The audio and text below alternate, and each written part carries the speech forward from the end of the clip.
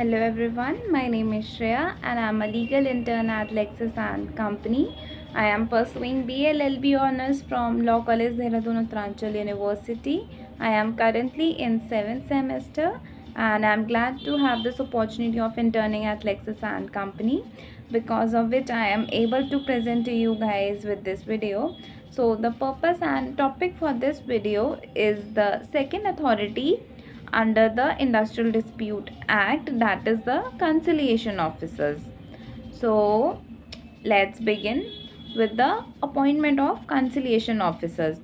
Section 4 of the Industrial Dispute Act empowers the appropriate government to appoint any such number of person as conciliation officers as it may think fit. That is, it will depend upon the discretion of the conciliation officers. And a conciliation officer may be appointed for a specified area also, and he can also be appointed for a specified industry also. That is, on both the basis conciliation officers can be appointed. He or she can either be appointed permanently or for a limited time period also.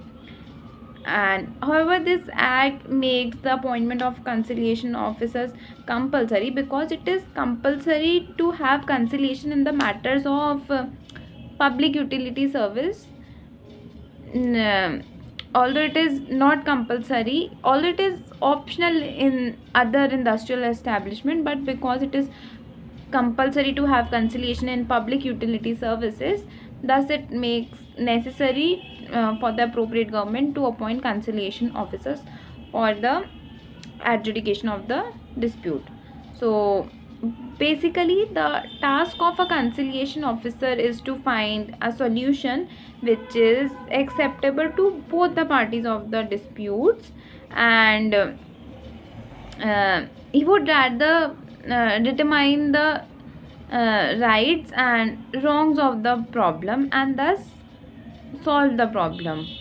It will help determining the parties what are their rights and what are the situations where they are wrong on a certain point. So this is basically about the basic functions of the conciliation officer.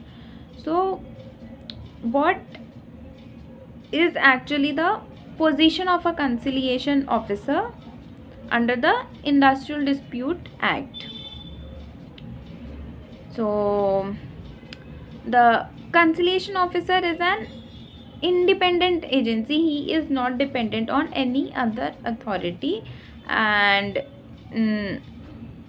with a view of promoting industrial peace, the conciliation officer by making available the government facilities in the process of collective bargaining, he is ordered to investigate the dispute and do all such things which may be necessary to arrive at a fair and an amicable or polite settlement of the dispute.